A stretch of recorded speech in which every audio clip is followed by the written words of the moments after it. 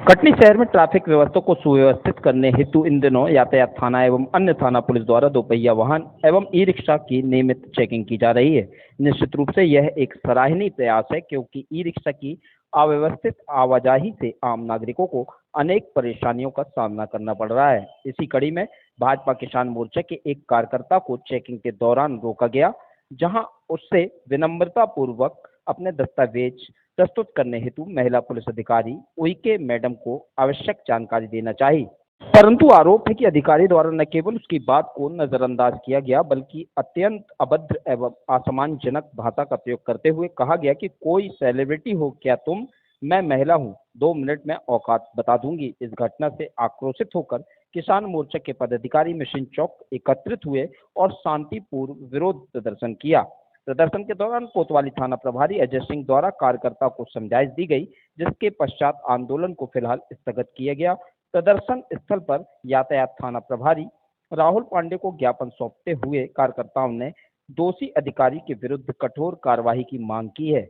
किसान मोर्चा के जिला मंत्री इंद्रेश मिश्रा ने बताया कि इस प्रकार की शिकायत पूर्व में भी पुलिस अधीक्षक कटनी को दी जा चुकी है, किंतु अभी तक कोई ठोस कार्रवाई नहीं की गई है, जिससे कार्यकर्ताओं में गहरा रोष व्याप्त है। यदि शीघ्र ही निष्पक्ष जांच कर दोषी अधिकारी पर अनुशासनात्मक कार्रवाई नहीं की गई तो किसान मोर्चा को जन आंदोलन का रास्ता अपनाने के लिए बाध्य होना पड़ेगा। प्रदर्शन के लिए आए थे, क्या उनकी मांग है, क्या मामला है?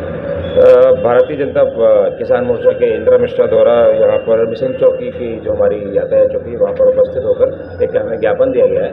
उसमें उनकी कुछ शिकायतें हैं जो हमारे अधिकारी हैं उनके इस पर, तो जिस पर हमने उनको आश्वासन दिया है कि हम इसमें वरिष्ठ अधिकारियों से चर्चा कर जो भी उचित होगी वो कार्रवाई करेंगे और तत्संबंध जो भी होगा उनको भी बोला है कि वो भी आइए, उनकी जो भी बातें हैं वो हम तक हमारे ऑफिस में आइए, हमसे चर्चा करिए और हम उचित कार्रवाई करेंगे।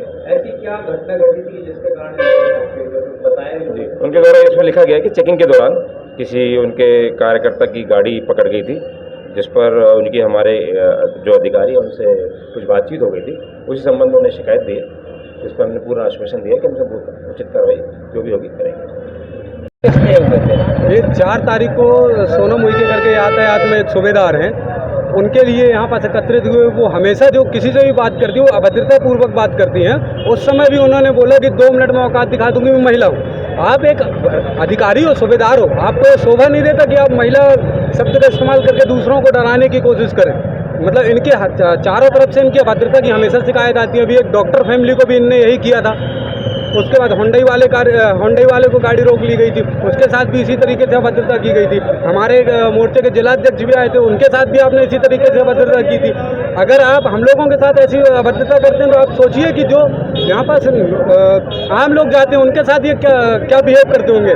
कल मेरे पास फ़ोन आया कैलवारा से, उनका कहना था कि भैया जब हम घर से निकलते हैं तो हमको 200 रुपये जेब में ऊपर से डाल के ले जाना पड़ता है कि हमको कहीं रोक देंगे तो हमारा 200 रुपये वहाँ लगना ही लगना है। तो इस तरीके का ये जो चल रहा है, ये जो आप लोग यहाँ पे मौजूद हुए, इकट्ठे हुए हैं, तो किस लिए हुए थे? बस इसलिए हुए कि सोनम उइके के ऊपर कार्रवाई की जाए और ऐसे अभद्रता करने वाले अधिकारी इस जिले के अंदर नहीं चाहिए।